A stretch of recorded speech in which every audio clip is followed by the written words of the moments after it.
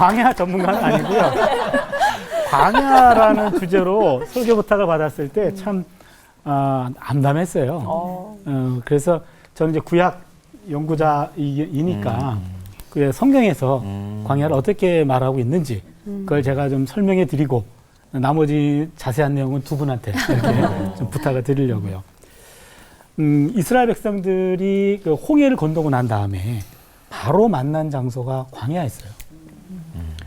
이집트에서 기적적으로 탈출했는데 눈앞에 펼쳐진 것은 약속의 땅 가나안이 아니라 거칠고 황량한 광야였습니다. 광야는 위험하고 곤고한 땅이고 돌이 있고 모래가 있고 바람이 있고 먼지가 있고 더위가 있고 추위가 있어서 생명을 위협하는 곳입니다. 홍해라는 엄청난 그런 장애를 넘고 서서 구원받고 난 다음에 구원 이후의 현실은 족각거리 흐르는 땅이 아니라 바로 광야였습니다. 억압의 땅 이집트를 나와서 약속의 땅 가나안까지 가기는 반드시 광야를 거쳐야 됩니다. 지도를 보세요. 광야가 있습니다. 광야를 거쳐야 가나안에 들어갈 수 있습니다. 광야는 어차피 반드시 통과해야 할 인생의 필수 코스다라는 거죠. 인생의 광야가 생략된 인생은 없습니다. 누구에게나 광야는 있습니다. 문제는 그 광야를 거치는 기간이 문제가 되겠죠. 하나님에 대한 절대 믿음으로 기간을 단축할 건가? 아니면 불신과 탐욕으로 40년의 광야 기간을 다 채울 것인가? 조기 제대냐, 만기 제대냐? 이게 문제가 되겠죠. 군대를 위해. 네. 광야에서 불평이 엄청 많았습니다. 최초의 불평은 출애굽기 15장에 나오는데 홍해를 건너고 난 다음에 그들이 수르 광야로 들어가요. 3일 동안 물을 못 먹습니다. 드디어 그들이 마라 지역에 갔는데 마라에 물이 있어요. 근데 마셨더니 너무 써서 다 뱉었어요.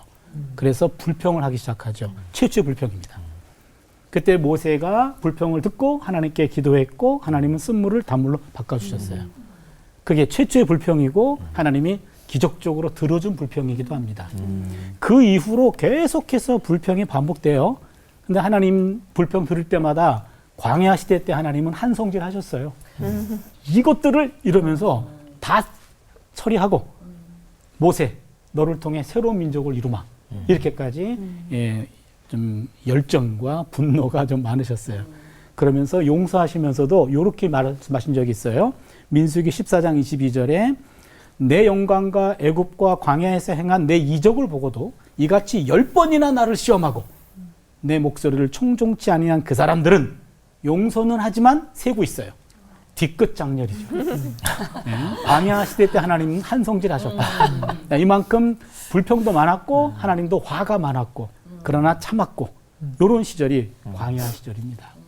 그런데요, 이후에 예언자들이 광야 시절을 어떻게 해석하고 있냐면 결핍의 장소였지만 친밀감을 느끼는 장소였다. 그렇게 기억하고 있어요. 예레미야라는 예언자가 예레미야 2장 2절에 이렇게 말합니다. 내가 너를 위하여 내 청년의 때의 인애와 내 신혼 때의 사랑을 기억하노니 곧 씨 뿌리지 못하는 땅, 그 광야에서 나를 따랐음이니라. 광야 시절을 허니문의 기간으로 보고 있어요. 그때는 결핍의 기간이었지만 그래도 그때 너와 나의 관계가 아주 좋았어. 그렇게 표현하고 있습니다. 약할 때 강함 주시는 분이다 라는 고린도 후서의 고백이 아마 여기랑 연결되어 있는 것 같습니다. 인생의 광야는 결핍 속에서 친밀을 누리는 곳이다. 그러면 광야의 식탁은 어떨까? 그 메뉴는 하늘 양식이었습니다. 하늘 양식. 성경으로 보자면 시편 78편에 그런 내용이 나옵니다. 하나님을 대적하여 말하기를 하나님이 광야에서 식탁을 베푸실 수 있으랴. 보라, 그가 반석을 쳐서 물을 내시니 시내가 넘쳤으나 물은 줬다. 그러나 그가 능히 떡도 주시며 자기 백성을 위하여 고기도 예비하시랴. 지금 더 달라는 거예요, 지금. 물만 가지고 안 된다. 떡도 필요하고 고기도 필요하다 이런 얘기죠. 이거에 대해서 하나님의 능력을 지금 의심하고 있는 거에 대해서 시인이 팩트 체크해 줍니다. 78편 24, 25절에 그들에게 만나를 비같이 내려 먹이시며 하늘 양식을 그들에게 주셨나니 사람이 힘센 자의 떡을 먹었으며 그가 음식을 그들에게 충족히 주셨도다. 여기 보시면 하늘 양식인 만나를 줬다라고 표현합니다. 근데 이것이 힘센 자의 떡이래요. 힘센 자의 떡. 천상의 존재들이 먹는 음식입니다. 일종의 최고급의 메뉴라고 하는 거예요. 그것도 충족히 주셨다. 충분한 양을 주신 것이다. 광야의 식탁의 메뉴는 하늘 양식인 만나였다. 라고 시인이 팩트체크를 해주고 있습니다. 40년 동안 먹었습니다. 근데 광야라는 말, 히브리 말로 미드바르라 그래요. 미드바르. 미드바르란 말은, 드바르란 말은 말씀이라는 뜻입니다. 그러니까 광야는 말씀이 숨어 있는 곳이에요. 그래서 광야라는 히브리어 자체가 말씀이라는 용어를 담아내고 있고, 그 다바르란 말은 말씀이라는 뜻도 있고, 이벤트, 사건이라는 말도 있습니다. 광야는 어떤 사건을 경험하게 되는 장소. 그동안의 바쁜 일상의 소음을 통해서 듣지 못했던 하나님의 말씀이 들려오는 것이고, 세미한 소리가 속삭이는 것이고, 새로운 사건을 지시받는 곳. 그래서 세례 요한도 광야가 있었고, 예수님도 광야를 거쳤고, 바울도 광야를 통과했습니다. 하나님은 당신의 보물을 광야의 어둠 속에 숨겨두십니다. 아무리 찬란한 별도 밤이 되기 전에는 보이지 않습니다. 인생의 어느 시점에서 아마도 우리가 광야에서 하나님의 보물을 보게 될지 모르겠습니다. 그러기에 광야에는 하나님의 보물이 숨겨져 있는 곳이다. 이 메시지를 우리 마음속에 담았으면 좋겠습니다. 기도합니다. 하나님, 인생의 광야에서 불평과 불만만 할 것이 아니라 그 안에 담겨 있는 하늘의 양식도 만나게 하여 주시옵소서. 아멘. 예수님의 이름으로 기도드립니다. 아멘. 아멘. 감사합니다. 네, 미국에서 목회하고 계시는 이진희 목사님이라는 분이 계시는데요. 그분이 이렇게 여러 책을 쓰셨는데 그분이 쓰신 책 중에 광야를 읽다, 광야를 살다라는 책이 있습니다. 제가 이 광야를 주제로 제 말씀을 준비하면서 광야를 읽다, 살다 두 책을 다 읽었는데 그 광야를 읽다라는 책 중에 이런 부분들이 있더라고요. 20, 30대는 인생이 마치 산에 오르는 것과 같이 보인다. 그들에게는 인생이 확실하다. 노력하면 다 할 수 있을 거라 여긴다. 무엇인가 해내고 말겠다는 의지로 불타올라 정상을 향해 올라간다. 정상에 자신 있게 오를 수 있다고 믿는다. 정상에 서보겠다는 야망을 갖는다. 그러나 40, 50대가 되면 인생이 다르게 보이기 시작한다. 인생은 정상을 향해 오르는 것이 아니라 언제 끝날지 모르는 사막, 즉 광야를 지나는 것이라는 사실을 깨닫게 된다. 인생은 무언가를 성취하기 위해 사는 것이 아니라 살아남기 위해 사는 것이라는 사실을 절감하게 된다라고 하면서 목사님이 우리의 인생은 산을 오르는 것이 아니라 광야를 지나는 것 같다라고 이렇게 이야기를 하시더라고요. 저도 짧다면 짧은 제 인생이지만 제 삶에 보면 2013년이 마치 산의 정상에 오르는 그 시점과도 같다는 생각이 들어요. 저도 이 목사님의 글처럼 산을 오르듯이 삶을 살았던 것 같아요. 그래서 저에게는 찬양 사역의 꿈이 있었기 때문에 내가 어느 때가 되면 함께 사역하는 팀도 만들고 앨범도 만들고 또 목사 안수도 받고 뭐 이것저것 가지고 있었던 어떤 제 삶의 야망과도 같은 목표들이 있었는데 그게 2013년에 참 많이 이루어졌어요. 저에게 함께 찬양 사역을 할 수 있는 팀이 생겼고 앨범도 만들고 목사 안수도 받고 또 함께 주중 집회를 할 수 있는 예배의 자리도 열리고 저는 이제 그때부터 내 인생 하나님께서 허락해 주신 모든 계획들이 이제 다 펼쳐지는구나라고 생각했는데 그게 산이 아니라 광야였던 거죠. 2013년부터 제 삶의 광야가 열려지는데요. 앨범을 찍었으니까 앨범이 나가야 되잖아요. 앨범이 창고에 점점 쌓여가고 예, 동시에 여러 가지 사역을 하는 데서 재정적인 어려움이 있고 그 당시에 제가 두 아이의 아빠였는데 셋째 임신 소식이 들립니다. 근데 이게 지금 셋째한테 되게 미안하긴 한데 이게 기쁜 소식이 아니라 큰 부담으로 다가왔어요. 지금 사역도 안 되지, 사례비도 없지, 재정적으로 어려운데 셋째까지 막 이런 어려움들 찾아오고 사역이 계획대로 되어지지 않다 보니까 제일 마음 아팠던 것이 뭐냐면 함께하던 사람들이 떠나가는 거죠. 지치니까. 이제 그런 상황들도 있었고 또 그 상황 가운데 저희 아버지가 또 말기암 선고도 받으시고 2013년, 14년 제 인생에 있어서는 가장 깊은 광야의 시간이었던 것 같아요. 근데 돌아보니까 그 광야의 시기에 주님이 저에게 먹여주셨던 것은 은혜였어요. 우리 신앙의 본질은 사실 이 은혜인데요. 신학자 칼바르트가 수천 페이지에 달하는 교회 교의학이라는 그런 책을 집필했는데 그러면 한마디로 하나님을 줄이면 뭐라고 하냐는 그 인터뷰에 그렇게 대답을 했다고 합니다. 하나님은 사랑하시는 분이시다. 결국 우리의 신앙의 핵심은 은혜고 하나님의 사랑인데 가만 보니까 이 광야라고 하는 것이 바로 이 하나님의 은혜와 사랑을 아주 깊이 경험하는 곳인 것 같아요. 우리가 광야하면 광야의 식탁하면 이제 만나를 떠올리게 되죠. 제가 만나교회 청년부입니다. 만나는 어디서 내려오죠? 하늘에서 내려옵니다. 그리고 만나는 모든 사람들에게 내려옵니다. 은혜죠. 물론 나중에 가나안 땅에 들어가서 그들이 농사를 짓곤 했지만 비교해 보자면 비유적으로 땅에서 나는 곡식은 내 노력이 필요하고 내가 어떠하느냐에 따라서 결과물이 달라지는데 만나는 그냥 하늘에서부터 모든 사람에게 내려지는 은혜예요. 이 광야 40년을 다 보낸 모세가 이 광야의 삶을 이렇게 한 줄 요약을 하더라고요. 신명기 1장 31절에 보니까 광야에서도 너희가 당하였거니와 사람이 자기의 아들을 낳는 것 같이 너희의 하나님 여호와께서 너희가 걸어온 길에서 너희를 안으사 이곳까지 이르게 하셨다. 또 신명기 29장에는요. 주께서 40년 동안 너희를 광야에서 인도하셨거니와 너희 몸의 옷이 낡아지지 아니하였고 너희 발의 신이 헤어지지 아니하였다. 완전한 하나님의 은혜를 모세는 고백하고 있어요. 가만 보니까 아까 차 교수님도 그 시기를 신원이라고 이렇게 설명을 해주셨는데 이스라엘의 전성기는 사실 광야였던 것 같아요. 먹을 거 걱정 없죠. 입을 거 걱정 없죠. 안전도 보장돼요. 구름 기둥과 불 기둥으로 하나님이 그들을 지키셨어요. 가장 전성기요. 가만 보면 이스라엘의 역사에서 암흑기는 오히려 솔로몬 시대, 여로보암 2세 시대와 같이 물질적으로 풍성했을지 모르지만 우상 숭배를 하고 하나님께서 계속해서 선지자를 보내서 심판의 메시지를 하실 때가 오히려 암흑기였던 것 같습니다.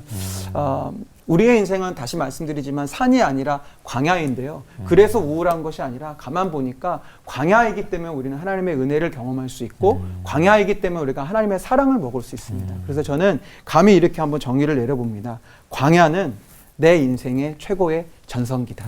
그래서 우리가 광야를 마주할 때 불평하기보다는 하나님이 또 내 삶에 어떤 전성기를 경험케 하실까라는 것을 생각하면서 믿음으로 기대할 수 있는 모든 하나님의 사람들이 되셨으면 좋겠습니다. 아멘. 기도하겠습니다. 주님, 우리의 삶에 광야를 주심에 감사드립니다. 환난과 고통, 두려움과 외로움이 엄습하는 곳이지만 바로 그 광야에서 비로소 우리는 하나님의 은혜를 먹게 됩니다. 은혜로 주시는 그 하늘의 만나를 날마다 누리며 날마다 주님 주시는 전성기를 누리며 살아가는 주의 거룩한 백성들이 되게 하여 주시옵소서. 나를 영원토록 눈동자처럼 보호하실 우리 구주 예수 그리스도의 이름으로 기도합니다. 아멘. 감사합니다.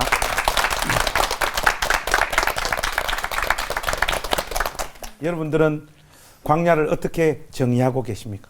여러 방법들이 있지만은 광야는 하나님이 느껴지지 않는 듯한 날들이죠. 하나님의 부재 상황. 그 어디를 향해 보아도 하나님이 나와 함께 하지 않는 듯한 나의 신앙의 진심이 전혀 영향력을 발휘하지 못하는 시간들. 보통 이런 시간들을 광야라고 우리가 이야기를 하죠. 이것은 신자 대부분이 겪는 보편적인 경험입니다. 우리 중에 그 어떤 누구도 이 광야를 통과하지 않는 사람들이 없습니다.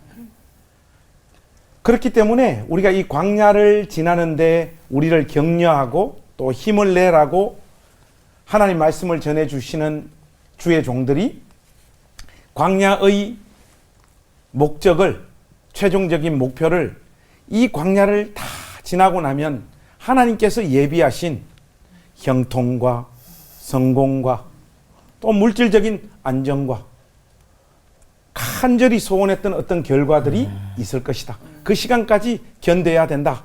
그렇게 우리를 격려하시죠. 이런 메시지 안에 담겨져 있는 진심이 분명히 있을 거예요. 근데 여러분 한번 생각해 보세요. 경부 고속도로를 이렇게 쭉 달리다 보면 터널이 나오잖아요. 그 터널 안으로 차가 진입하게 되면 깜깜합니다. 그죠? 마치 이 터널이 우리가 인생의 광야를 통과하는 듯한 거기에 비유할 만한 공간인 것 같아요. 쫙 지납니다. 그랬을 때 이제 설교자들이 흔히 하는 말로 이 터널은 반드시 끝이 나온다는 거예요.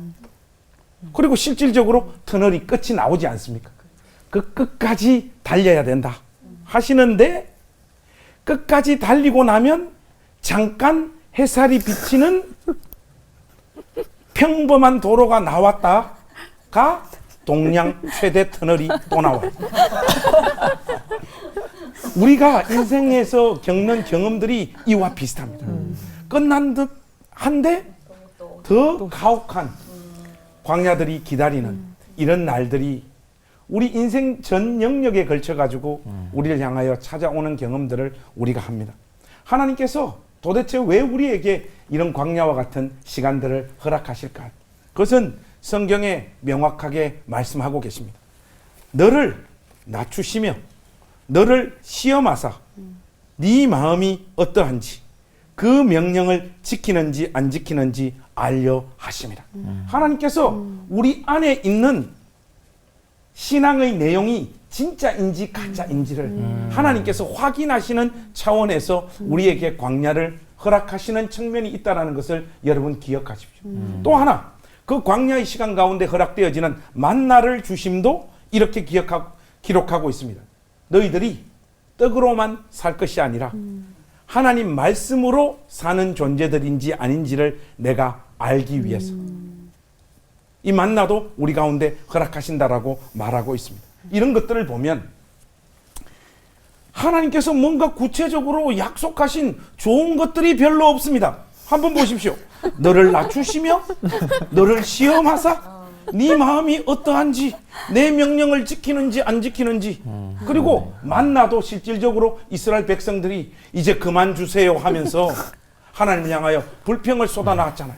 여기 보시면 광야의 시간을 다 끝나고 난 다음 하나님의 백성들에게 주어지는 뭐 대단하고 멋지고 우리가 소원하고 싶은 것들이 별로 없어요.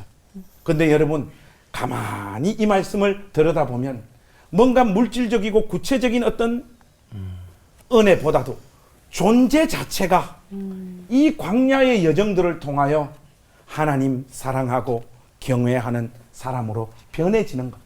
이것이 하나님께서 우리에게 허락하시는 광야의 목적인 거예요. 우리는 우리에게 수단과 방법이 있을 때는 내려 죽어도 하나님을 찾지 않습니다. 광야의 시간 안에 들어가게 되면 조건 반사적으로 우리는 친구들에게 전화를 돌립니다. 다 돌리고 모든 것이 끊어졌을 때 비로소 우리가 하나님을 찾는 존재들이잖아요. 하나님께서 이 순서를 뒤바꾸기 위하여 우리에게 광야를 허락하시는 거예요. 지난번 그 목회 컨퍼런스 갔을 때 한 개척교회 목사님이 제가 그때 강사로 참여했거든요. 저보고 그런 질문을 하더라고요. 요즘 젊은 목사님들은 질문도 굉장히 구체적이고 당돌하시더라고요. 목사님 교회도 개척한 지가 저희 교회하고 한 4, 5년 비슷한데 왜 목사님 교회는 부흥하고 우리 교회는 부흥을 못합니까? 다윗의 물맷돌, 뭐 목회를 잘할 수 있는 뭐 무기 하나를 가지라고 하는데 저에게는 그 무기도 하나도 없고 이 깜깜하고 막막한 목회 여정을 어떻게 통과해야 됩니까? 저보고 그렇게 묻더라고요. 이게 참 답하려고 하니까 자칫 잘못하면 목사님에게 상처를 드릴 것 같고 하다가 제가 그런 말씀을 드렸어요. 목사님, 아무런 수단과 방법도 없는 그 막막하고 초라하고 답답한 시간을 그냥 지나세요. 형통과 성공과 안정된 시간으로 목회의 시간을 통과한 사람들은 절대로 확인하고 볼 수 없는 하나님의 깊이와 인생의 본질과 인간이 무엇이다라고 하는 그 생생함을 아무런 수단도 없는 그 시간들을 통하여 목사님 심장에 하나님께서 새겨 넣어 주실 것입니다. 비로소 그때 그것이 목사님에게 하나의 무기요 물맷돌이 되어서 목사님의 사역이 그것들을 통하여 쓰임받는 역사가 있을 것입니다. 저 입에 저도 모르게 성령이 임해버렸더라고요. 사랑하는 우리 올포원 가족 여러분, 하나님께서 우리 모두에게 광야를 허락하십니다. 너무 일찍 단정적으로 나에게 이 고난, 이 광야의 시간을 허락하시는 이유는 이것이다라고 단정하지 마십시오. 아닙니다. 그거보다 훨씬 더 복되고 아름다운 하나님의 형상을 우리 영혼 가운데 하나님께서 빚어 내시고야 마실 것입니다. 아멘. 이 은혜들을 기억하면서 오늘 주어진 그 광야 같은 삶 믿음으로 넉넉히 감당하시는 복된 인생들이 되시기를 주의 이름으로 축복합니다. 기도하겠습니다.